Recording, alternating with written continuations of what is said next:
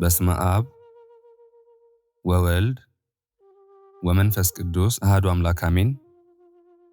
ምስጢረ ዮርዳኖስ የገሃድ ጾም በረከትና የጥምቀት ብርሃን።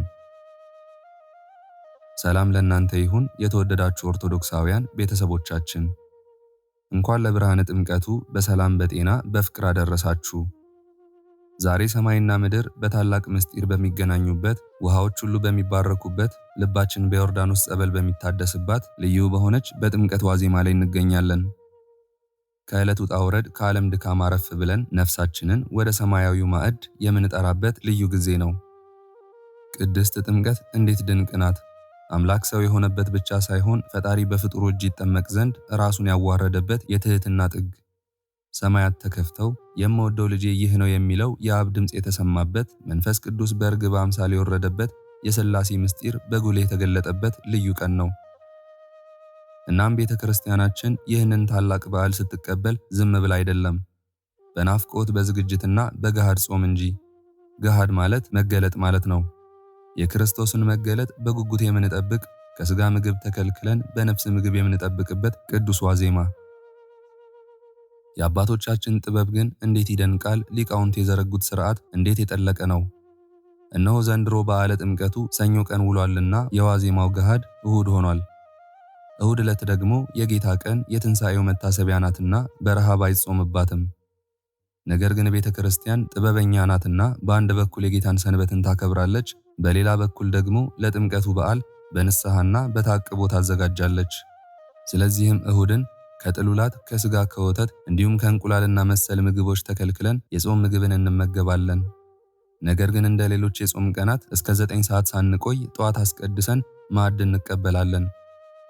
ይህ የአባቶቻችን ርትዕት መንገድ ሚዛናዊነትና መንፈሳዊ ጥበብ ምንኛ ያስደንቃል! ሥርዓቱ የሰውን አቅም ያገናዘበ ፈጣሪንም የሚያከብር ድንቅ መንገድ ነው። አምላካችን ሆይ ዛሬ በዮርዳኖስ ወንዝ ዳር እንደቆሙት ሕዝብ በፊትህ ቆመናል። እንደ ዮሐንስ እጃችንን ዘርግተን እንደ ርግቡ ሰላምህን እንናፍቃለን። እባክህ ጌታ ሆይ የሀገራችንን ውሃ ባርክ፣ የሕዝባችንን ልብ ባርክ። በገሃዱ ጾም ሰውነታችንን እንደምናደክም አንተ ደግሞ የኃጢአታችንን ሸክም አራግፍልን። በሀገራችን ላይ የሰላም ጠል ይውረድ፣ ጥላቻ ይወገድ፣ ፍቅር እንደ ዮርዳኖስ ይፍሰስ። የታመሙት ይዳኑ፣ ያዘኑት ይጽናኑ፣ የተራቡት ይጥገቡ። ይህ የጥምቀት በዓል የለውጥ የምህረትና የአንድነት በዓል ይሁንልን። አቤቱ በደላችንን በምህረትህ ውሃ አጠብልን፣ አዲስ ልብ አዲስ መንፈስን ፍጠርልን። ክብር ለአንተ ይሁን፣ ምስጋና ለአንተ ይሁን። የተወደዳችሁ ኦርቶዶክሳውያን የጥምቀትን ክብር የገሃድን ምስጢር እንዲካየን አሁን ደግሞ ልባችሁን የሚያሳርፍ ብዙዎቻችንን የሚያስተምር ስትሰሙት የምትደነቁበት ሲያልቅ ደግሞ ተመስገን የምትሉበት አንድ እጅግ ድንቅ የሆነ የቅዱሳን ታሪክ ይዘንላችሁ ቀርበናል። ይህ ታሪክ እምነት ምን ያህል ኃይል እንዳለው የሚያሳይ፣ በእግዚአብሔር የሚያምኑ አያፍሩም የሚለውን ቃል በተግባር የሚያረጋግጥ ልዩ ታሪክ ነው።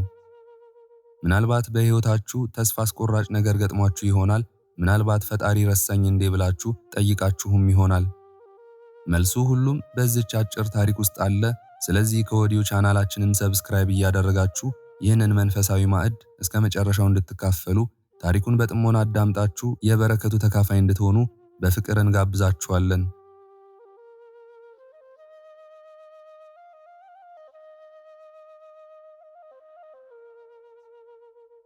በስመ አብ ወወልድ ወመንፈስ ቅዱስ አሐዱ አምላክ አሜን። ድርሳነ መስቀል የጥር ወር ምዕራፍ 13 አንድ አምላክ በሆነ በአብ በወልድ በመንፈስ ቅዱስ ስም በጥር ወር የሚነበብ በእግዚአብሔር ልጅ ደም የከበረ ጌታችን ኢየሱስ ክርስቶስ የተሰቀለበት የክቡር መስቀልን ድርሳን ለመጻፍ እንጀምራለን። ይቅርታው ቸርነቱ ከሁላችንም ሕዝበ ክርስቲያን ጋር ይኑር ለዘላለሙ አሜን። ከኢየሩሳሌም ሀገሮች በአንዲት ሀገር የሚኖር ስሙ ተርቢኖስ የሚባል የሚስቱም ስም እሌኒ የሚባል አንድ ነጋዴ ሰው ነበር። እነርሱም እርስ በርሳቸው ተስማምተውና ተፋቅረው የሚኖሩ ናቸው። ላሞችና በሬዎች፣ በጎችና ፍየሎች፣ በቅሎችና ፈረሶች፣ ግመሎችም ብዙ ጥሪት ነበራቸው። ደግሞ ወርቅ፣ ብር፣ ብዙ ቀጫጭን ልብሶች ነበራቸው። ኃላፊና ጠፊ በሆነ በዚህ ዓለም ገንዘብ የበለጸጉ ናቸው። እንዲህ ባለ ሁኔታ የሚጣፍጡ ምግቦችን እየበሉ መዓዛቸው የሚጣፍጥ መጠጦችን እየጠጡ ነጩን ሐር አረንጓዴውንም ሐር በመልበስም በቀጫጭን ልብሶችም እየተሸለሙ ተርቢኖስና እሌኒ በተድላ በደስታ ብዙ ዘመናት ኖሩ። ለብዙ ወራት እንዲህ በተድላ በደስታ ሲኖሩ ባሏ ተርቢኖስ የ33 ቀን ጎዳና የሚያስኬድ ወደ ሩቅ ሀገር በዚያ ነግደው ገንዘባቸውን ያተርፉ ዘንድ ከአንድ ነጋዴ ጋር ለመሄድ ተነሳ። ወደ ንግድ በሄደም ጊዜ በተቆለፈና በታሸገ በንጹህ ቤት ውስጥ እሌኒን አኖራት። በፍላጎቷ ሁሉ በማንኛውም ነገር የምታገለግላት የምትጠብቃትም አንዲት አገልጋይን ሰጣት። ተርቢኖስም ከብዙዎች ነጋዴዎች ጋር ሲገዙና ሲሸጡ ገንዘባቸውን ሲያተርፉና ሲያበዙ 6 ዓመት ያህል በንግድ ቦታ ቆየ ኖረ። ገንዘባቸውም ከቀድሞ ይልቅ በዛላቸው፣ እጥፍ ድርብም ሆነላቸው። ከዚህም በኋላ ወደ ሀገራቸው ይመለሱ ዘንድ ሁሉም ነጋዴዎች ተነስተው በመርከብ ተጫኑ፣ ባህሩንም ተሻግረው ወደ የብስ ወጡ። በደረቅ ምድር ላይም እየሄዱ ሳሉ እነዚያ ነጋዴዎች እርስ በርሳቸው እንዲህ ተባባሉ፣ የጌታችን የኢየሱስ ክርስቶስ የመስቀሉ ኃይልና አምላክን የወለደች በሁለት ወገን ድንግል የሆነች የክብርት እመቤታችን ማርያም የረድኤቷ ኃይል የእግዚአብሔርም የቸርነቱ ኃይል እየጠበቀን የባህር ሞገዱ ማዕበሉ ሳያሰጥመን ከገንዘባችን ሁሉ ጋር ከውሃ ውስጥ በደህና በሰላም ወጥተን እኛ ወደ ደረቅ ምድር ደርሰናል። እንደዚህም ወደ ቤታችን በገባን ጊዜ ሚስቶቻችን በእኛ ፍቅር የጸኑ ሆነው ሌላ ሳይለምዱ ሳይወዱ የጸኑ ሆነው ሲጠብቁን ብናገኛቸው ደስታችን እጥፍ ድርብ ይሆናል ተባባሉ። ተርቢኖስም ለነጋዴዎች እንዲህ አላቸው፣ እኔስ በባህርና በሞገዱ ከመስጠም ጠብቆ ያወጣኝንና እስከዚች ሰዓት ያደረሰኝ የክብር ባለቤት ጌታዬ ኢየሱስ ክርስቶስን አመሰግነዋለሁ። እናንተ ስለምትሉት ነገር ግን እኔ በሚስቴ ላይ ጥርጥር የለኝም አላቸው። ነጋዴያን ሁሉ በዚህ ነገር እርስ በርሳቸው ሲመላለሱና ሲጨዋወቱ አንዱ ነጋዴ ተርቢኖስን እንዲህ አለው፣ ወንድሜ ሆይ በዓለም ስላሉ ሴቶች ስለሚሰሩት አመጽና ኃጢአት እኔ ፈጽሞ አደንቃለሁ፣ እጹብ እጹብ እምላለሁ አለው። ተርቢኖስም ለዚያ ነጋዴ እንዲህ ብሎ መለሰለት፣ በዓለም ያሉ ሴቶች ስራቸው፣ አበሳቸው፣ ኃጢአታቸው፣ አመጻቸው ምንድነው አለው። ያም ነጋዴ ለተርቢኖስ እንዲህ ብሎ መለሰለት፣ እኔ ሚስቴ ከአንድ በእግዚአብሔርና በምድራዊ ንጉሥ ላይ ካመጸ በበረሃ ዱር ከአንበሶችና ከነብሮች ጋር ከዱር አራዊቶች ጋር ሁሉ ከሚኖር ሰው ጋር ኃጢአትን እንደሰራች እንደበደለችና እንዳመጸች እንዳመነዘረች ስለሰማው ነው አለው። ተርቢኖስም ይህን ሰምቶ ለዚያ ነጋዴ እንዲህ ብሎ መለሰለት፣ ወንድሜ ሆይ ያንተ ሚስት ግን በሃይማኖት ልብስ ስላልተሸለመች በምግባርም ጥሩ ስላልሆነች ይህን ኃጢአት ሰራች፣ ይህንንም አመጽ አደረገች። የኔ ሚስት ግን በሃይማኖቷ የጸናች በንጽህና ያጌጠች በምግባሯም ያማረች የተወደደች ስለሆነች ይህን ሥራ አትሰራም ብሎ መለሰለት። ያም ነጋዴ ለተርቢኖስ መልሶ እንዲህ አለው፣ እኔ ወደ ቤትህ ሄጄ ሚስትህ ወዳለችበት ወደ ውስጥ ብገባና ከእርሷ ጋር ብበላ ብጠጣ ፈቃደ ሥጋዬን ሁሉ ብፈጽም ምን ትሰጠኛለህ አለው። ተርቢኖስም ለዚያ ነጋዴ እንዲህ ብሎ መለሰለት፣ ከሚስቴ ጋር ይህንን ሥራ መስራት ቀርቶ በዓይኖች ፊቷን ብታይ ከታናሽነቴ እስከ ዛሬ ድረስ የደከምኩበትን ጥሪቴን ወርቄንና ብሬን እኔ ሰጠሃለሁ። አንተስ ወደ ቤቴ ሄደህ ከሚስቴ ጋር ይህንን ሥራ ካልሰራህ ለእኔ ምን ትሰጠኛለህ አለው። ያም ነጋዴ ለተርቢኖስ እንዲህ አለው፣ ይህን ሥራ ከሚስት ጋር ካልሰራው እንደ አንተ ቃል ከታናሽነቴ እስከ ዛሬ ድረስ ያጠራቀምኩትን ገንዘቤን ሁሉ ወርቄን ብሬን እሰጥሃለሁ አለው። ሁለቱም በዚህ ነገር ተስማሙ። እርስ በርሳቸውም እንዳይካካዱ የእግዚአብሔርን ስም እየጠሩ ጽኑ በሆነ መሐላ አጽንተው ተማማሉ።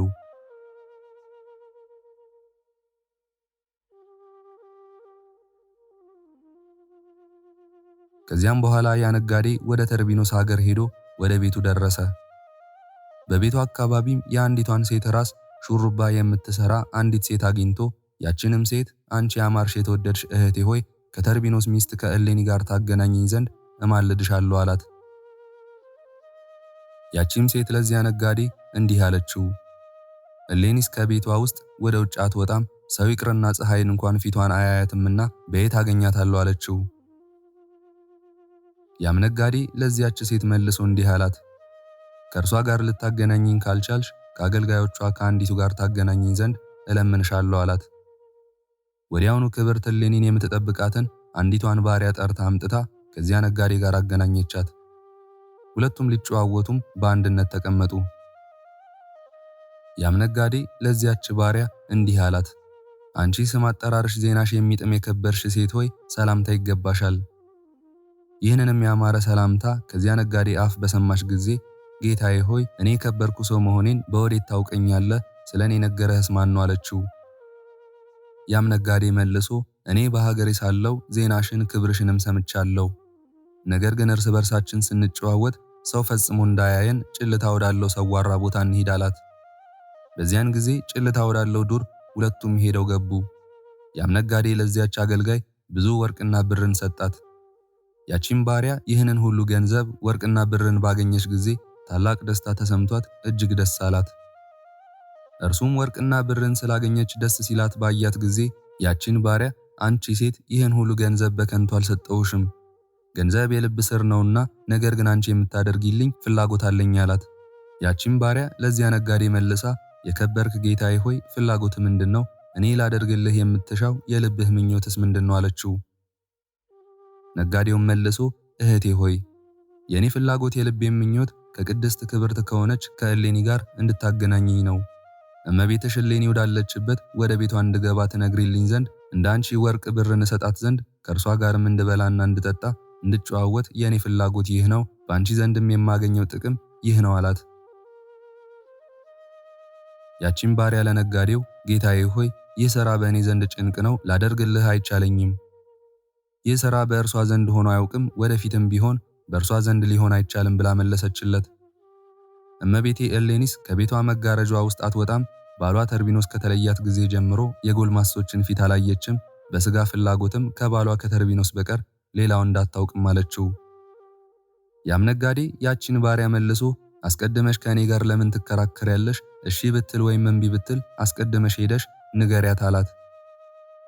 በዚያን ጊዜ ያቺ ባሪያ ሄደች። ቅድስት እሌኒ ወዳለችበትም ገብታ በፊቷ ቆመች፣ እንዲህም አለቻት። እመቤቴ ሆይ እነሆ አንድ ሰው በቤታችን ደጃፍ በውጭ ቆሟል፣ እንዲህም ይላል፣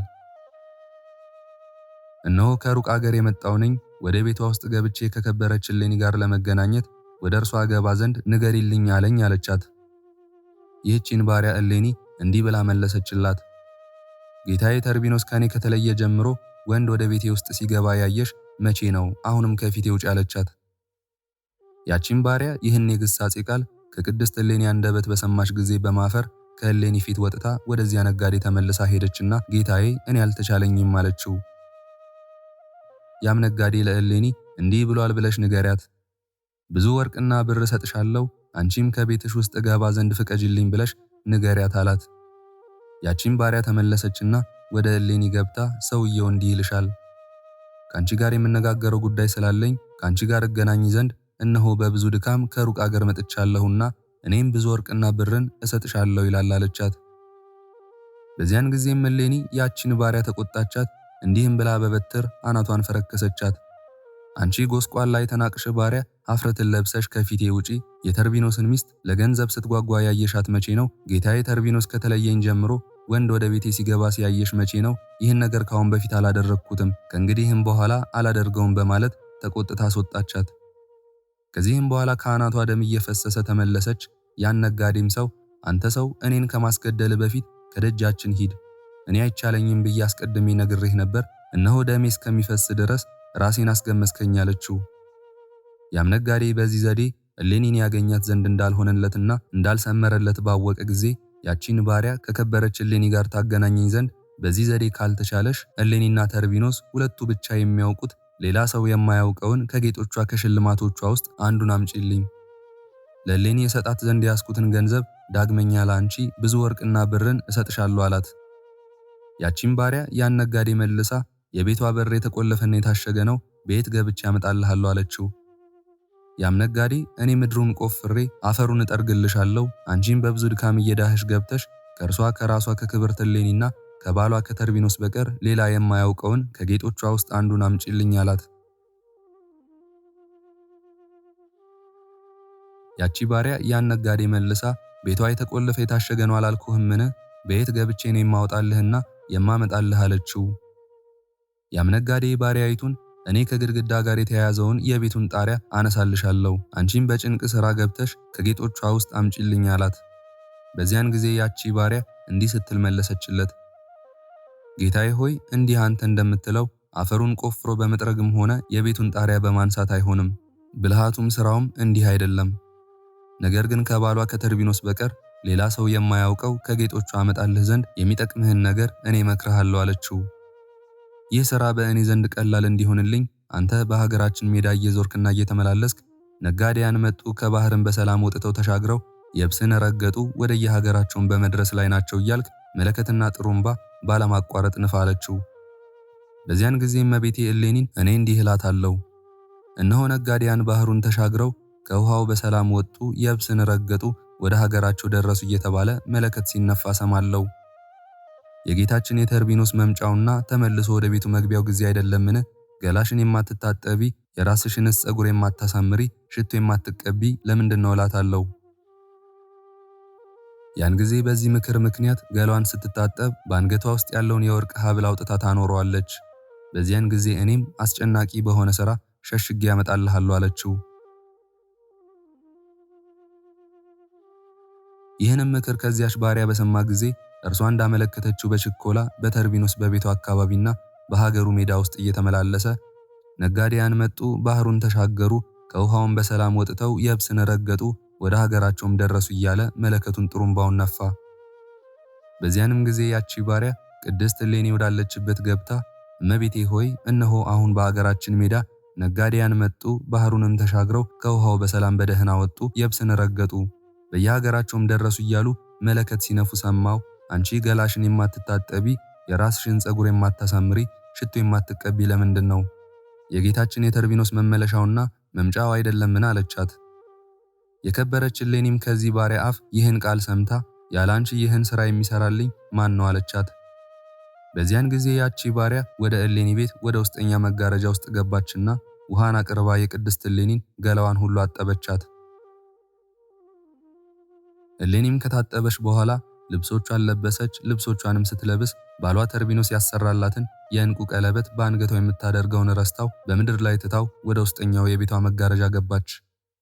ያን ጊዜ ያቺ ባሪያ ፈጥና ያንን የእንቁ ቀለበት አንስታ ሸሸገችው። ሁለተኛም የቅድስት እሌኒን ሳጥን ከፍታ በጣቶቿ የምታደርጋቸውን ከወርቅ ከብር የተሰሩ ቀለበቶቿን፣ በራሷ ጸጉር ላይ የምታደርገውን አስታር የሚባለውን እንቁ፣ የአንገቷንም የሐር ማኅተም፣ በታላቅ በዓላትም ወደ ቤተ ክርስቲያን ስትሄድ የምትለብሰውን አረንጓዴ ልብሶቿን፣ እሊህን የሚያማሩና የነጹ ዕቃዎቿን ከሳጥን አውጥታ በልብሷ ውስጥ ሸሽጋ ፈጥና ወጣች። ያነጋዴም ወዳለበት ወደ ዱር ሰዋራ ወደሆነና ጭልታ ወዳለው ቦታ ሄዳ ለነጋዴው ሰጠችው። እርሱም እሰጥሻለሁ ብሎ ቃል እንደገባላት ብሩንና ወርቁን ሰጣት። ያም ነጋዴ እሊህን ያማሩና የነጹ ዕቃዎችን፣ የወርቅ ቀለበቶችን ቅድስት እሌኒ በአንገቷ በደረቷ የምታደርገውን ዕንቁ ባገኘ ጊዜ ታላቅ ደስታ ተሰማው። እንደ ትንሽ እንቦሳም እየዘለለ በብዛት ደስ አለው። እሊህንም ዕቃዎች እጅ ካደረገ በኋላ መንገዱን ተጓዘ። ፈጽሞ ደስ እያለው ተመልሶ ተርቢኖስ ወዳለበትም ደርሶ ሰገደለትና በሽንገላና በተንኮል እግሩን ሳመው። የክብር ባለቤት የሆነ ጌታ ኢየሱስን በክፎች አይሁድ እጅ አሳልፎ በሰጠው ጊዜ ይሁዳ አስቆሮታዊ እንደሳመው። ተርቢኖስም ያንን ነጋዴ ባየው ጊዜ ወንድሜ ሆይ አመጣጥህ እንዴት ነው? እስቲ ንገረኝ አለው። ያም ተንኮለኛ ነጋዴ እንዲህ አለው፣ እኔ ወደ ቤት ውስጥ ገባው፣ ሚስትህ እሌኒም በፍጹም ደስታ ተቀብላኝ ጣፋጭ ምግብ ያለበት ማዕድን፣ መዓዛው ያማረ መጠጥ የተመላ ወይንን አቀረበችልኝ። እኔም በላው ጠጣው፣ ጣዕም ያለውን ምግብ መዓዛው ደስ የሚያሰኘውን መጠጥ በልቼ ጠጥቼ ከረካው በኋላ ፍላጎቴን ከእርሷ ጋር ፈጸምኩ።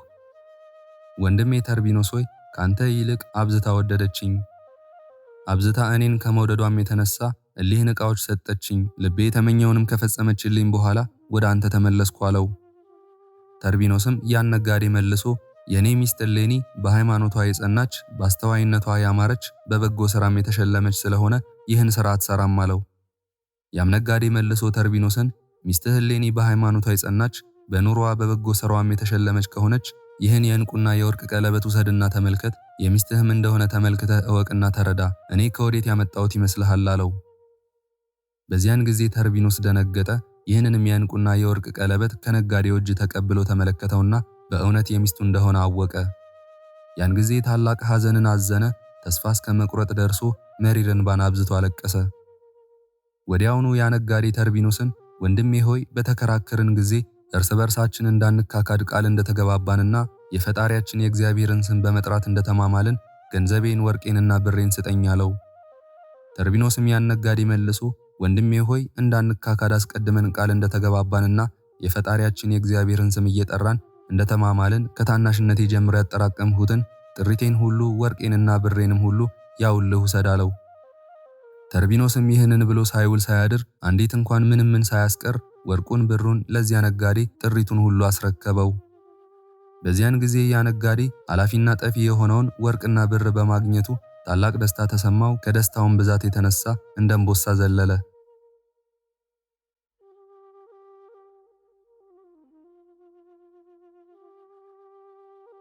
ምዕራፍ 14 ተርቢኖስም ለዕለት ራት እንኳን የሚሆን ከገንዘቡ አንድ ሳቷልና ታላቅ ሐዘን ተሰምቶት መሪር እንባን አብዝቶ በማልቀስ መንገዱን በሐዘንና በትካዜ ተጓዘ። እንዲህም እያዘነ እየተከዘ በማልቀስ እየጮኸ ወደ ሀገሩ ደርሶ ወደ ቤቱ ገባ። ክፉም ሆነ ደግ ከቤተሰቦቹም ጋር ከሚስቱም ጋር ሳይነጋገር ከማልቀስ በቀር ጭንቅ በሆነ ሐዘንና ትካዜ የሚኖር ሆነ። ከዕለታትም በአንዲት ቀን ሚስቱ እሌኒ ለተርቢኖስ እንዲህ አለችው፣ ጌታዬ ሆይ በቤታችን ውስጥ ብዙ በረከትና ሀብት እያለ እንዲህ አዝነ ለምን ትተክዛለህ? ይህን ያህል ዘመናት ቆይተ መገናኘታችን ይቅርና አንዲት ሰዓት እንኳ ተለያይተን ስንገናኝ ጨዋታችን ብዙ ነበር። አሁን ግን ስታዝን፣ ስትተክዝ፣ ስታለቅስ ሁልጊዜ አይሃለሁ። ጌታዬ ምን ሆነሃል? አለችው። ተርቢኖስም ሚስቱ እሌኒን እንዲህ ብሎ በሽንገላ መለሰላት፣ እኔስ ምንም አልሆንኩም አላት። እርሱ ግን ሁልጊዜ ያዝን ነበር። ዳግመኛ እሌኒ እንዲህ አለችው፣ ጌታዬ ሆይ ባልንጀሮች ነጋዴያን ሁሉም በሰላም በጤና ወደ ቤታቸው ከደረሱበት ዕለት ጀምሮ ፈጽመው ደስ ሲላቸውና ሲዘፍኑ ይሰማሉ፣ ይታያሉ። አንተ ግን በረከትና ሀብትን በተመላ ቤት ውስጥ ሁልጊዜ ስታዝን፣ ስትተክዝ፣ ስታለቅስ አይሃለው። ምን አግኝቶሃል? የሆንከውስ ምንድነው? አለችው። እርሱም ነገርን በማራቀቅና በሽንገላ እንዲህ ብሎ ዳግመኛ መለሰላት፣ የከበርሽና የተወደድሽ እህቴ ሆይ ካንቺ ምንም የምሰውረው ነገር የለም።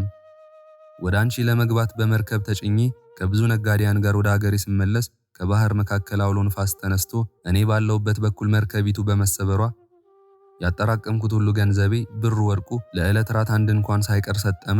እኔ ግን በተመሰገነ ፈጣሪያችን በእግዚአብሔር ፊት ተቀባይነት ባላት በከበረች ጸሎትሽ በባህር ከመስጠምና ከሞት በመዳን በመርከብ ስባሪ እንጨት በብዙ ድካም ተሻግሬ ወደዚህ ደረስኩ። ወንድሞቼ ነጋዴያን ግን ከወርቃቸው ከብራቸው ከሁሉም ገንዘባቸው ጋር በደህና በሰላም ከባህር ወጡ። ስለዚህ እየበሉ እየጠጡ በቤታቸው ውስጥ ደስ ሊላቸው ይገባቸዋል። የእኔን ደስታ ግን ስለ ገንዘቤ ከታናሽነቴ እስከ ዛሬ ድረስ ያጠራቀምኩት ስለ መጥፋቱ ድካሜ ሁሉ ከንቱ ስለሆነ ወደ ሐዘንና ወደ ልቅሶ ተመለሰ። የከበረች እሌኒም ባሏ ተርቢኖስን መልሳ እንዲህ ኃላፊና ጠፊ ስለሆነ ስለዚህ ዓለም ገንዘብ፣ ስለዚህም ነገር ጌታዬ ሆይ ፈጽሞ አትዘን፣ አትተክዝ። ወርቅና ብር ግን ዛሬ ቢገኝ ነገ ጠፊ ነው። የዚህ ዓለም ገንዘብ እንዲህ ኃላፊና ጠፊ ነውና አለችው። ነገር ግን ሁለታችንም በአንድነት ወደ አባቴ ወገኖችና ወደ እናቴ ወገኖች እንሂድ። እነርሱም ለመቋቋሚያ ሊሆነን ብዙ ወርቅና ብርን ልብሶችን የሚሰጡናል። እኛም እንደ ቀድሞ ሀብታሞች እንሆናለን አለችው። ተርቢኖስም ይህን ነገር በሰማ ጊዜ እሌኒን መልሶ ከሴቶች ሁሉ የከበርሽ ያማርሽ የተወደድሽ እህቴ ሆይ ይህ ነገርሽ፣ ይህ ምክርሽ እጅግ ደስ አሰኘኝ። የአንደበትሽም ጣዕምና ቅልጥፍና ያማረ ነው። በሐዘን ተቃጥሎ የነበረውንም ልቤን ደስ አሰኘው አላት። ይህንንም ነገር እርስ በርሳቸው ከተወያዩ በኋላ ተርቢኖስ ወደ ባለሙያ ቤት ሄዶ ባለሙያውን ሰራተኛ በከበረች እሌኒ በቁመቷ ልክ ሳጥን ስራልኝ አለው። ባለሙያውም እሺ ብሎ ሳጥኑን ሰርቶ በእርሳስ ለቅልቆ ለተርቢኖስ ሰጠው። ተርቢኖስም ወደ ቤቱ ወሰደው። እርሱ ግን ወደ ሐዘኑና ወደ ልቅሶ ተመልሶ እንዲህ በሐዘንና በማልቀስ ተቀመጠ። ከዕለታትም አንዲት ቀን እሌኒን በሰላም ቃል እንዲህ ብሎ ተናገራት፣ ልብሽ የሚራራ ደጊቱ እህቴ ሆይ ለመርከብ ዋጋ የሚከፈል ወርቅ ብር ፈልጊ፣ ወደ ሀገርሽና ወደ ዘመዶችሽ እንሄዳለንና ለመንገድ ጉዞ የሚሆን ስንቅ አዘጋጂ አላት። በዚያን ጊዜ በምግባር በሃይማኖት የተሸለመች የከበረች እሌኒ ባሏ ተርቢኖስን እሺ ጌታዬ፣ ያዘዝከኝን ሁሉ አደርጋለሁ፣ ሞትም ቢሆን እንኳ አንተ የምትሞተውን ሞት እኔም እሞታለሁ አለችው። ከዚህም በኋላ ባሏ ተርቢኖስ እንዳዘዛት የከበረች እሌኒ ሁሉን አዘጋጀች። በቤታቸውም ውስጥ ያኖሩትን ወርቅ ብር ልትፈልግ መብራትን አብርታ ዕንቁ አገኘች። ወዲያውኑ ለባሏ ለተርቢኖስ ሰጠችው፣ ለመርከብ ዋጋ ይሆናቸው ዘንድ። ለመንገዳቸው ስንቅ የሚሆናቸውን የተፈተገ የስንዴ ዱቄት፣ ብዙ አምባሻ፣ በፈቂን የተመላ ወይንን አቀረበችለትና ጌታዬ ሆይ ይህን ስንቅ ይህንንም ገንዘብ ያዘዝከኝን ሁሉ አዘጋጅቻለሁ አለችው። ባሏ ተርቢኖስም በተንኮልና ነገርን በማራቀቅ እንዲህ አላት፣ እህቴ ሆይ ፈጽሞ የተመሰገነ እግዚአብሔር አንቺ ያላሰብሽውን ይስጥሽ አላት። ያ በተንኮል ገንዘቡን ሁሉ የወረሰው ነጋዴ የሰጣት መስሎታልና። በዚህ በችግር ዘመን ይህን ሁሉ ገንዘብ ከወዴት አገኘሽ አላት። ከዚህም በኋላ ባሏ ተርቢኖስ ቅድስት እሌኒን እንዲህ አላት፣ የምታምሪ እህቴ ሆይ በአማረው ቃልሽ እንደተናገርሽ እንደ ቀድሞ ባለጸጎች እንድንሆን ወርቁን ብሩን ልብሶችን የሚሰጡን ዘንድ ወደ አባትሽና ወደ እናትሽ ወገኖች እንግዲህ ተነሽና ሁለታችን እንሂድ አላት። ሚስቱ እሌኒም ባሏ ተርቢኖስን ጌታዬ ሆይ እሺ እኔ ከቃልህ አልወጣም፣ የምታዘኝን ሁሉ አደርጋለሁ እፈጽማለሁ አለችው።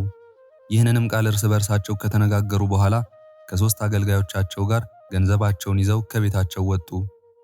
ተርቢኖስም ሶስቱን አገልጋዮቹን ስንቃቸውን በፈረቃ ይሸከሙ ዘንድ አዘዛቸው። በእርሳስ የተሰራውንም ሳጥን ተርቢኖስ በግመል ጫነው። ይጓዙ ዘንድ ጉዞ ጀምረው የሶስት ቀን ጉዞ ተጉዘው ሰፊና ጥልቅ ወደሆነ ባህር ዳርቻ ደረሱ።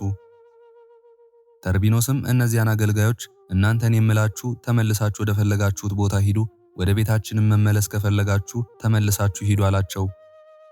ተርቢኖስም ይህን ቃል ሲናገራቸው እነዚህ አገልጋዮች ወደ ኋላቸው ተመልሰው ወደ ፈለጉት ሄዱ። በዚያም ጥልቅ ባህር ዳርቻ ሁለቱ ተርቢኖስና እሌኒ ብቻ ቀሩ። በዚያን ጊዜ በተንኮል ነገርን በማራቀቅ ተርቢኖስ የከበረች እሌኒን እንዲህ አላት፣ ከሴቶች ሁሉ የከበርሽ እህቴ ሆይ አምላካችንን ከወለደችው ከእመቤታችን ከቅድስት ድንግል ማርያም በቀር በምድር የሚበልጥሽ የሌለ እኔም ለክብር ባለቤት ለጌታዬ ለኢየሱስ ክርስቶስ እናቱ ከሆነች ከእመቤታችን ከማርያም በቀር ያላንቺ ማንንም አልወድም። አሁንም ከዚህ በእርሳስ ከተሰራ ሳጥን ውስጥ ገብተሽ እስኪ ፈትኚው፣ ከጥብርያዶር አገር መርከቦች የመጡ እንደሆነ የቀን ሐሩር እንዳያቃጥልሽ፣ የሌሊትም ቁር እንዳያገኝሽ፣ የሰውም ዓይን እንዳያይሽ በዚህ ሳጥን ውስጥ ሆነሽ እንድትሄጂ አላት። ቅድስት እሌኒንም ይህ ነገር የሰላም የፍቅር የርኅራሄ ነገር መስሏት ወዲያውኑ ከሐረር ከተሰራው ሳጥን ውስጥ ገባች። ተርቢኖስም ያንን ሳጥን ዘግቶ ቆለፈው። ያን ጊዜ መርከቦች መጡ። ከእነርሱም በመርከቡ ተሳፍረው በባህር ላይ ጉዞ ጀመሩ። በመርከቡም ተሳፍረው በባህር መካከል ሲጓዙ በተርቢኖስ ላይ የቅናት መንፈስ ተነሳሳበት። በሚስቱ በእሌኒም ምክንያት ያ ሐሰተኛ ነጋዴ ገንዘቡን ስለወረሰው ልቡ እንደ እሳት ነደደ። በዚያን ጊዜ ተርቢኖስ ሚስቱ እሌኒን እህቴ ሆይ እኔ ከጥልቅ ልቦና ሳምንሽ ስወድሽ ለምን ጠላሽኝ? ለምንስ ከዳሽኝ? በአንቺ ላይ የሰራሁት ክፉ ስራስ ምንድነው? እስቲ ንገሪኝ አላት። ነገር ግን ስለ ድህነቴና ስለ ችግረኛነት ያዝናለሁ፣ አለቅሳለሁ። አንቺን ግን ሁሉም ይወዱሻል፣ ያከብሩሻል። ከታናሽ እስከ ታላቅ የሚንቅሽና የሚጠላሽ የለም። አንድ አካል ስንሆን እኔን የጠላሽ የከዳሽኝ እህቴ ሆይ ወዮልሽ፣ ወዮት አለብሽ አላት። የከበረች እሌኒም ከባሏ ከተርቢኖስ አፍ ይህን ነገር በሰማች ጊዜ በሐዘንና በመተከዝ እጅግ አለቀሰች። ባሏ ተርቢኖስን መልሳ ወንድሜ ሆይ አንተንስ ክጄ ማንን አመንኩ? ጌታዬ ሆይ ብታምነኝስ ይህን ሥራ መስራት ይቅርና በልቤም አላሰብኩትም አለችው። ተርቢኖስም እሌኒን መልሶ እህቴ ሆይ አንድ ነጋዴ ወደ አንቺ አልመጣምን? ወደ ቤቴ ውስጥ ገብቶ ከአንቺ ጋርስ አልተኛምን? የምታምሪ ቸር ደግ የሆንሽ እህቴ ሆይ ይህን ሥራ ካልሰራሽው እኔንም ካልጠላሽኝ ካልከዳሽኝ ይህ የወርቅ ቀለበት፣ ይህ የብር ቀለበት፣ ይህ የዕንቁ ቀለበት ከወዴት መጣ? ያንቺ ነውን ወይም የሌላ? እስቲ ተመልከችው አላት። ይህን ብሎ ከልብሱ ውስጥ አውጥቶ ለከበረች እሌኒ እሊህን ዕቃዎች በማሳየት እሊህ የወርቅ የብር ዕንቁ ቀለበቶች ያንቺ ናቸውን ወይም የሌላ? እስቲ እውነቱን ንገሪኝ አላት። በዚያንም ጊዜ የከበረች እሌኒ ባሏ ተርቢኖስን መልሳ ጌታዬ ሆይ ስለዚህ ሥራ እነግር ዘንድ ስማኝ። እንድታገለግለኝና እንድትጠብቀኝ አንተ የሰጠኸኝ አገልጋይ በአንዲት ዕለት ወደ እኔ ገብታ በፊቴ ቆማ እንዲህም አለችኝ፣ እመቤቴ ሆይ እነሆ ከሩቅ አገር መጣሁ የሚል አንድ ሰው በውጭ በቤታችን ደጃፍ ቆሞ እንዲህ ይላል፣ ወደ እርሷ ወደ ከበረች እሌኒ ወደ ቤቷ ውስጥ ገባ ዘንድ ንገሪልኝና አገናኝኝ ይላል አለች። ይህንንም ነገር ከዚች አገልጋይ አፍ በሰማው ጊዜ እኔም እንዲህ ስል መለስኩላት፣ ልጄ ሆይ ይህን ሥራ ስሰራ ያየሽኝና የተመለከትሽኝ መቼ ነው? ጌታዬ ተርቢኖስ ከተለየኝ ጊዜ ጀምሮ ወደ ቤቴ ውስጥ ወንድ ሰው ሲገባ ያየሽ መቼ ነው? ይህንንም ብዬ መታኋት። ደሟን በስቶ እስከሚፈስ ራሷን ገመስኳት። አገልጋይቱን በሐፍረትና በጉስቁልና ደሟን እያዘራች ከፊቴ ወጥታ ሄደች። ዳግመኛም ያቺ አገልጋይ በሌላ ቀን ወደ እኔ ገብታ እንዲህ አለችኝ፣ እመቤቴ ሆይ በሀገራችን ሜዳ ውስጥ ነጋዴያን መጡ፣ ከባህር ወጡ፣ የብስን ረገጡ፣ በየሀገራቸው በየመንደራቸው ለመድረስ ቀረቡ እያለ አዋጅ ነጋሪ መለከት ሲነፋ መልካም ዜና ሰማው። የጌታችን ተርቢኖስ ወደ ቤቱ ተመልሶ መምጫው አይደለምን? ገላሽን የማትታጠቢ፣ የራስሽን ፀጉር የማታሳምሪ፣ ሽቶ የማትቀቢ ለምንድን ነው አለችኝ። እኔም ከአንቺ በቀር ይህን ሁሉ የሚያደርግልኝ ማን ነው ብዬ መለስኩላት። ከዚያም በኋላ በወይን አትክልት መካከል ውሃ አምጥታ አካላቶቼን አጠበችኝ። በዚያን ጊዜም በአንገቴ ውስጥ የማደርገውን ዕንቁ ባህሪ በምድር አኖርኩት። ከታጠብኩም በኋላ ልብሶቼን ስለብስ ያንን በአንገቴ የማደርገውን ዕንቁ ረሳሁት። በማግስቱ ማስታወሻ የፈለግኩት አላገኘሁትም። ያቺንም አገልጋይ ምናልባት አይታውና አግኝታው እንደሆነ ብዬ ጠየቅኳት። እርሷም እመቤቴ ሆይ አላየሁም አላገኘሁም ስትል መለሰችልኝ። ጌታዬ ሆይ የነገሩ ምክንያት ይህ ነው። አንተ ከእኔ ከተለየህ ጀምሮ የጎልማሶችን ፊት አላየሁም፣ ወደ ቤቴም ውስጥ ወንድ ሰው ፈጽሞ አልገባም። ይህንንም ሰው ጥቁር እንደሆነ ወይንም ቀይ ዓይኖቼም በፍጹም አላዩትም። እውነትም ሆነ ወይም ሐሰት የክብር ባለቤት ጌታዬ ኢየሱስ ክርስቶስ በዚህ ነገር ምስክሬ ነው አለችው። ተርቢኖስም ነገሯን አላመነላትም፣ እንዲህም አላት፣ ሴትዮ ከእጄ ለማምለጥ ይህ ነገር ምክንያት ነው፣ እኔም አላምንሽም አላት። ይህንንም ብሎ እሌኒ ያለችበትን ሳጥን ዘግቶና ቆልፎ አንቺ ኃጢአትን፣ ዓመፅን፣ ነውርን የምትሰሪ ሴት ስራሽ ተከትሎ ፈጽሞ ያጥፋሽ፣ ነገር ግን ስራሽ መልካም ከሆነ ያድንሽ ብሎ ሳጥኑን ወደ ጥልቅ ባህር ወረወረውና ወደ ቤቱ ተመለሰ። ያንንም የከበረች እሌኒ ያለችበትን ሳጥን በእግዚአብሔር ፈቃድ ታላቅ ዓሣ አዋጠውና ወደ ቆስጠንጥንያ ሀገር ሄደ። መጽሐፍ የተቸገረውን ሰውነት ቸል አላለም። ከሀገራቸው የሚሰደዱትን የሚቀበላቸው፣ በረግረግ ውስጥ የሚጨነቁትን የሚያድን እንዳለ በዚያ ሳጥን ውስጥ የመንፈስ ቅዱስ ኃይል እየጠበቃትና እየረዳት በዚያ ሳጥን ውስጥ ሆና የከበረች እሌኒ ወደ ቆስጠንጥንያ ሀገር ደረሰች።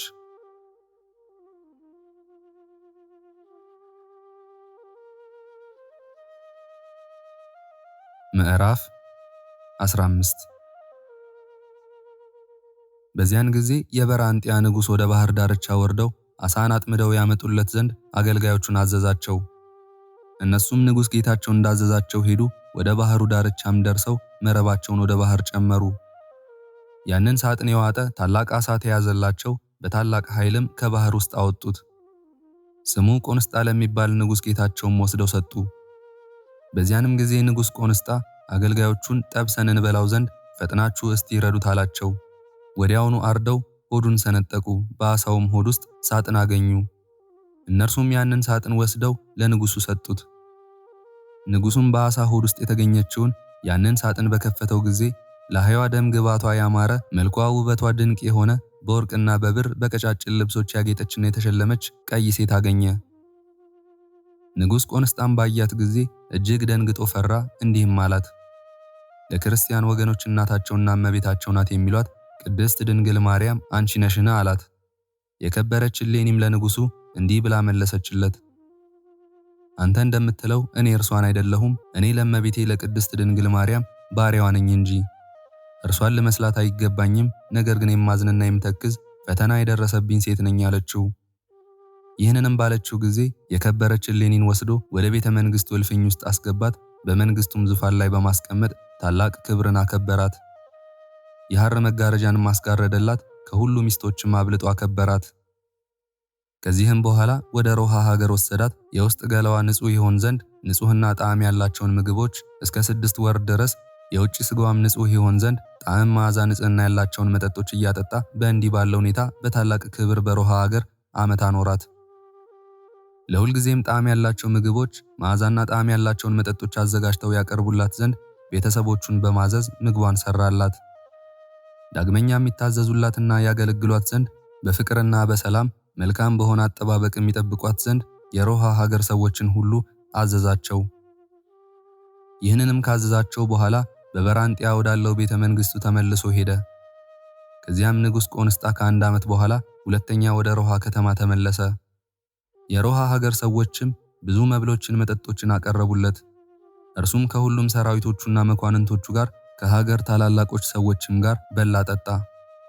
ከሰራዊቱና ከመኳንንቶቹ ጋር ንጉሥ ቆንስጣ ሲበላና ሲጠጣ፣ እርሷ ቅድስት እሌኒ ግን ወደ አሸናፊ እግዚአብሔር እየማለደችና እየለመነች ቆማ በመጸለይ ላይ ነበረች። ስትጸልይም እንዲህ እያለች ነው።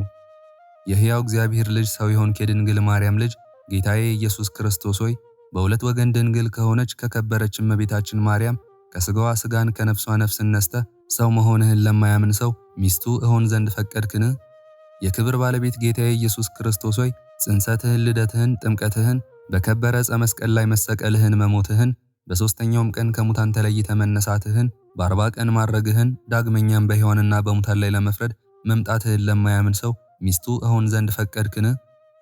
ጌታዬ ኢየሱስ ክርስቶስ ሆይ ለዚህ ንጉሥ ሚስቱ እሆን ዘንድ ፈቃድህ ከሆነ ልቦናውን ወደ እኔ ሃይማኖት መልስለት። የከበረች እሌኒም እጆቿን ወደ ሰማይ ዘርግታ ወደ አሸናፊ እግዚአብሔር እንዲህ ስትጸልይ እርሷ ወዳለችበት ይህ ንጉሥ ገብቶ አንቺ ሴት ለእኔ ሚስት ትሆኚኝ ዘንድ እሻለሁ አላት። እርሷም ጌታዬ ሆይ ይህ እንዴት ይሆናል? እኔ በክብር ባለቤት በጌታ ኢየሱስ ክርስቶስ የማምን አምላክን በወለደች በእመቤቴ በቅድስት ድንግል ማርያም በአማላጅነቷ የምታመን ክርስቲያን ስሆን፣ አንተ ግን የክርስትና ጥምቀት የሌለህ በሁለት ወገን ድንግል ከሆነች ከእመቤታችን ማርያም የተወለደ ፈጣሪያችን ክርስቶስን የማታምን ስትሆን ይህ ካሁን በፊት አልሆነም ወደፊትም አይሆንም ስትል መለሰችለት።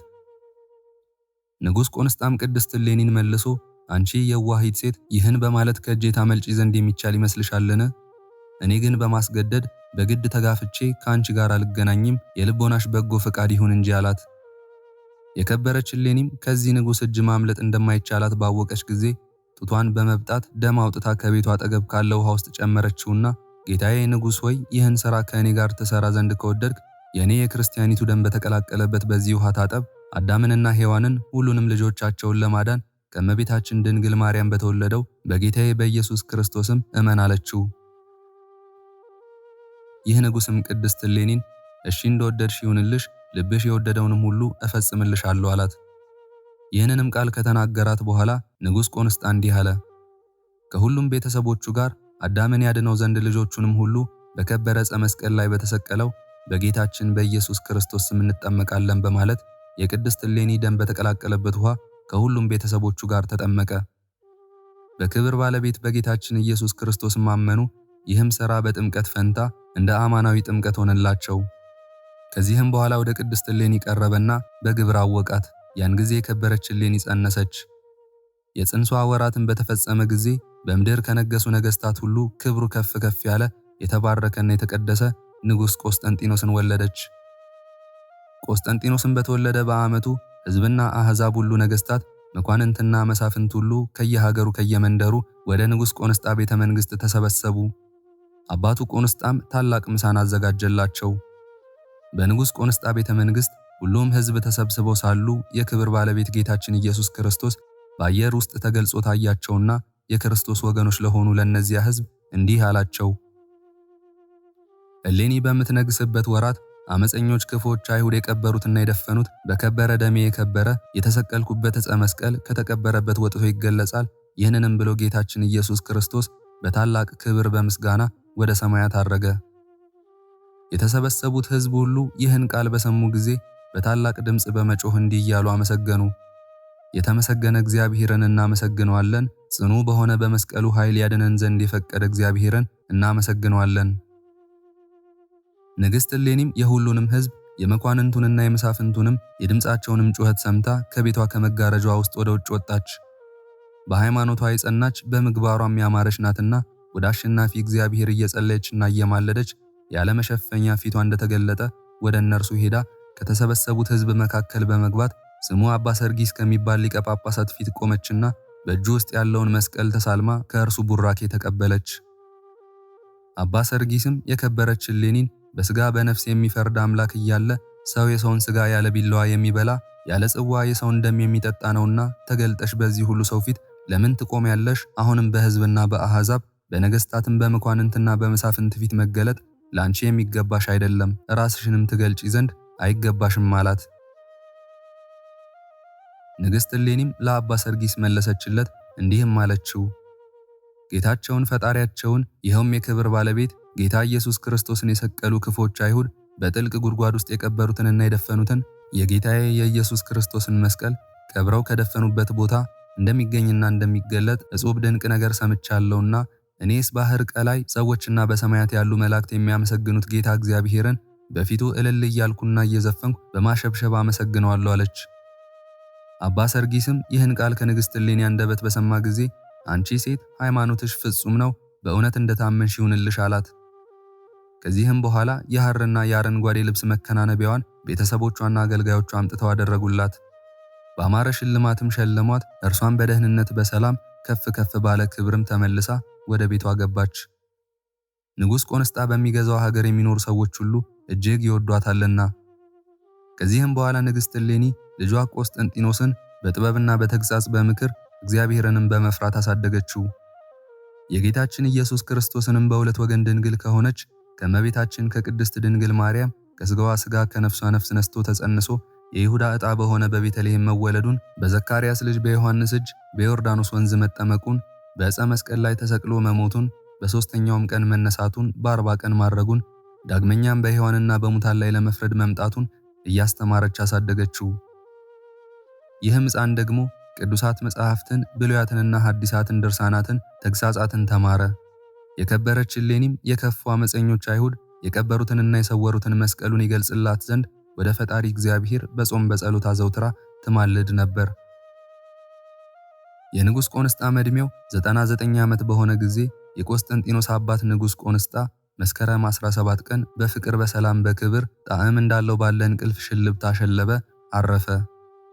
ወደ ቤተ መንግሥቱም ሁሉም ሕዝበ አሕዛብ፣ መኳንንት፣ መሳፍንት፣ የቤተ መንግሥት ሰዎች ታላላቆችም ሁሉ ተሰብስበው ታላቅ ልቅሶን አለቀሱለት።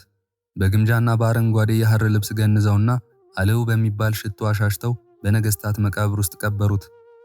ከዚህም በኋላ ሁሉም ሕዝብ እርስ በርሳቸው በንጉሥ ቆንስጣ የመንግሥት ዙፋን ላይ ነግሶ የሚቀመጥ ማን ነው ተባባሉ። ወንድሙ ያያስ ይንገስ ያሉ አሉ። ከእርሳቸውም ውስጥ ትልቁ ልጁ ይንገስና በመንግሥቱ ዙፋን ላይ ይቀመጥ ያሉ አሉ። ሊቀ ጳጳሳትና የሕዝቡ እኩሌታ ግን የንጉሥ ቆንስጣ ሚስቱ ቅድስት እሌኒ ትንገስና በዙፋኑ ላይ ትቀመጥ አሉ። እሌኒ ትንገስና በዙፋኑ ላይ ትቀመጥ የሚሉ ሕዝብ በዙ። ስለ ብዙ ሕዝብ ድምፅ የከበረች እሌኒን አንግሰው በመንግሥቱ ዙፋን ላይ ያስቀመጧት። ከዚያም በኋላ ከእግዚአብሔር የታዘዘ የመላእክት አለቃ ቅዱስ ገብርኤል ወደ ልጇ ቆስጠንጢኖስ መጥቶ በግልጥ ታየው። ልዩ የሆነ የደስታ ቃል የምሥራችን እንዲህ ብሎ ነገረው። የከበረችና የተቀደሰች እሌኒ ልጅ ቆስጠንጢኖስ ሆይ ደስ ይበልህ። በልዑል እግዚአብሔር ፈቃድ መንግሥት፣ ክህነት፣ ትንቢትም ተሰጥቶሃልና በመንግሥትህም ወራት የተዘጉ አብያተ ክርስቲያናት ይከፈታሉ፣ የጣዖታት ቤቶችም ይዘጋሉና ደስ ይበልህ አለው።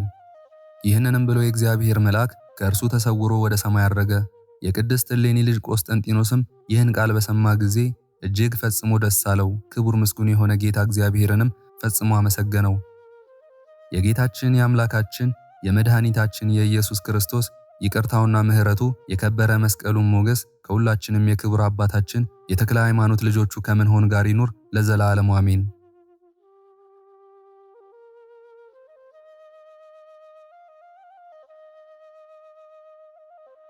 ይቅርታው ምሕረቱ የመስቀሉን ባለሟልነት በእውነት ለዘላለሙ ከሁላችን ጋር ይኑርና ጌታችን አምላካችን መድኃኒታችን ኢየሱስ ክርስቶስ ያደረገው ተአምር ይህ ነው።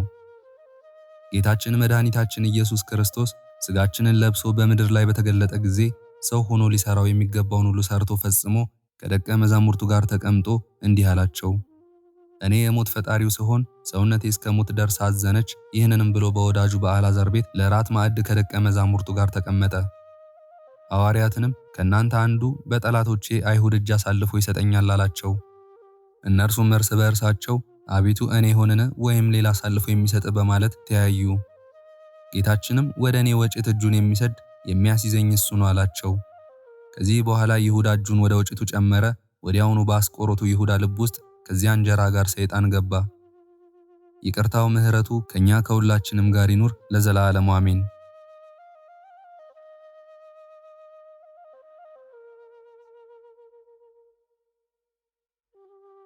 ክብር ምስጋና ይሁን አንድ አምላክ ለሆነ ለአብ ለወልድ ለመንፈስ ቅዱስ ዛሬም ዘወትርም እስከ ዘላለም አሜን። የዛሬውን መርሃ ግብር በዚህ መልኩ ጨርሰናል። ዘውትር የምንለቀውን መርሃ ግብር እንድትከታተሉ ሳትሰለቹም ሰብስክራይብ፣ ላይክ እና ሼር እንድታደርጉ እኔንም ይህን ጸሎት የተከታተሉትንም በያላችሁበት በጸሎታችሁ እንድታስቡኝ እንድታስቡን በጌታችን በመድኃኒታችን በአምላካችን በኢየሱስ ክርስቶስ ስም እጠይቃለሁ። እግዚአብሔር አምላካችን እስካሁን ሰዓት ጠብቆ ለዚህ ያበቃን የአባቶቻችን አምላክ ልዑል እግዚአብሔር ስሙ ፈጽሞ የተመሰገነ ይሁንልን። እመቤታችን ቅድስት ድንግል ማርያም ዘላለማዊ ስሟ የተወደደ ይሁንልን። ጻድቃን ሰማዕታት፣ ቅዱሳን መላእክት እንደየክብራቸውና እንደየማዕረጋቸው የከበሩ ይሁኑልን። ይህን ጸሎት ምስጋና ወይም ቃል እግዚአብሔር በቅርብም በአካል በሩቅም በያላችሁበት ስትከታተሉ ለቆያችሁ በኋላም ለምታደምጡ በአሜነ በረከት ለተሳተፋችሁ በጸሎት እንድናስባችሁም ለጠየቃችሁን ወለተ ሰንበት፣ ወለተ ሐና፣ አስካለ ማርያም፣ ወለተ ኢየሱስ፣ ወለተ ኪዳን፣ ወለተ አናንያ፣ ወለተ ኪሮስ፣ ወለተ ጻድቅ፣ ወለተ ማርያም ፍሬ ሰንበት፣ ተርሲተ ድንግል፣ ወለተ ኢየሱስ፣ አጸደ ማርያም፣ ወለተ ማርያም፣ ወለተ ማርያም፣ ወለተ ማርያም፣ ወለተ ማርያም ክንፈ ሚካኤል፣ ወልደ ገብርኤል፣ ኃይለ ሚካኤል፣ ወልደ ገብርኤል፣ ወለተ ማርያም፣ ወልደ ትንሣኤ፣ ወለተ ጊዮርጊስ፣ አጸደ ማርያም፣ ሰለሞን፣ ወለተ ጊዮርጊስ፣ ወለተ ትንሣኤ፣ ወለተ ማርያም፣ ገብረ ሥላሴ፣ ገብረ መድን፣ ወለተ ኪዳን፣ ኪዳነ ማርያም፣ አጸደ ማርያም፣ ተክለ ማርያም፣ ገብረ ሥላሴ፣ ክንፈ ሚካኤል፣ ኃይለ ኢየሱስ፣ ገብረ ኪዳን፣ ገብረ ሥላሴ፣ ፈቃደ ሥላሴ፣ ኃይለ ኢየሱስ፣ ወለተ ሥላሴ፣ ሳህለ ማርያም፣ ወለተ ሥላሴ፣ ሰብለ ማርያም፣ አጸደ ማርያም፣ ብስራተ ገብርኤል፣ ተስፋ ጊዮርጊስ፣ ፍቅርተ ሥላሴ፣ ወለተ ማርያም፣ ወለተ ኪዳን፣ ሀብተ ማርያም፣ ፍቅረ ሥላሴ፣ ወለተ ሥላሴ፣ ተክለ ሥላሴ፣ እህተ ሚካኤል፣ ቅዱስ ቶማስ፣ ወለተ ማርያም፣ እህተ ማርያም፣ አስካለ ማርያም፣ አበቡ፣ ገብረ ጊዮርጊስ፣ ወልደ ገብርኤል፣ ይመር፣ ተፈሪ፣ አታለል፣ ብርቄ፣ መካሻ፣ ስንዴው፣ አቢጋሊ፣ ቶማስ፣ ገብረ ጊዮርጊስ፣ ወለተ ማርያም፣ ወለተ ሕይወት፣ ሰሊና፣ ወለተ ትንሣኤ፣ ዮሐና፣ ንግስቲ፣ አዜብ፣ ወለተ ማርያም፣ ሚሚ፣ ናቲ፣ ብርቱካን፣ ዓለም፣ ወለተ ገብርኤል፣ ወልደ ሥላሴ፣ ወለተ ሐና፣ ወልደ ማርያም፣ ወለተ ሥላሴ፣ አጸደ ማርያም፣ እህተ ሚካኤል፣ ኃይለ ማርያም፣ አስካለ ማርያም፣ ወለተ ሐና፣ ቀጸላ ማርያም፣ ወለተ ሰንበት፣ ወለተ ጻድቅ፣ አጸደ ማርያምና ወለተ ሰማዕት፣ አስራተ ማርያም፣ ወለተ ማርያም፣ ስህነ ማርያም፣ ተክለ ወልድ፣ ተክለ ሚካኤል፣ ወልደ ሚካኤል፣ ገብረ ሥላሴ፣ ወለተ መድህን፣ ገብረ መድህን፣ ወልደ ሥላሴ፣ ወለተ ቂርቆስና እህተ ማርያም፣ ወለተ ማርያም፣ ኃይለ ገብርኤል፣ ፍቅርተ ማርያምና ወለተ መስቀል፣ ወለተ ሰንበት፣ ማሪቱ ኃይሉ፣ ወለተ ሥላሴ፣ ገብረ አብ፣ ኃይለ ሚካኤል፣ አስካለ ማርያም፣ አምደ ሚካኤል፣ ወለተ ሚካኤል፣ አመተ ኢየሱስ፣ ወለተ መድህን፣ ወለተ ማርያም፣ ፈቃደ ማርያም፣ አጸደ ማርያም፣ ወለተ ሐና፣ ወለተ ኪዳን፣ በትረ ማርያም፣ ወለተ ሥላሴ። ሁላችሁንም እግዚአብሔር ያስባችሁ ከነ ቤተሰባችሁ በሕይወት በጤና ያቆያችሁ። ዕድሜ ዘመናችሁ የተባረከ ይሁን። ስራችሁን የሰመረ፣ ቀናችሁን ያማረ፣ ኑሯችሁን የከበረ፣ ጸሎታችሁንም የተሰማ ያድርግላችሁ። እንዲሁም በአካል በሥጋ የተለዩንን ሠርከ ማርያም፣ ወልደ ሰንበት፣ እህተ ሚካኤል፣ እህተ ማርያም፣ ወለተ ሥላሴ፣ አስካለ ማርያም እግዚአብሔር አምላካችን ነፍሳቸውን ይማርልን፣ በአጸደ ሕይወት በገነት በመንግሥተ ሰማይ ያሳርፍልን። አነሳስቶ ላስጀመረን አስጀምሮም ላስፈጸመን ለልዑል እግዚአብሔር ክብርና ምስጋና ይግባው ዛሬም ዘወትርም ለዘላለሙ አሜን። አቡነ ዘበሰማያት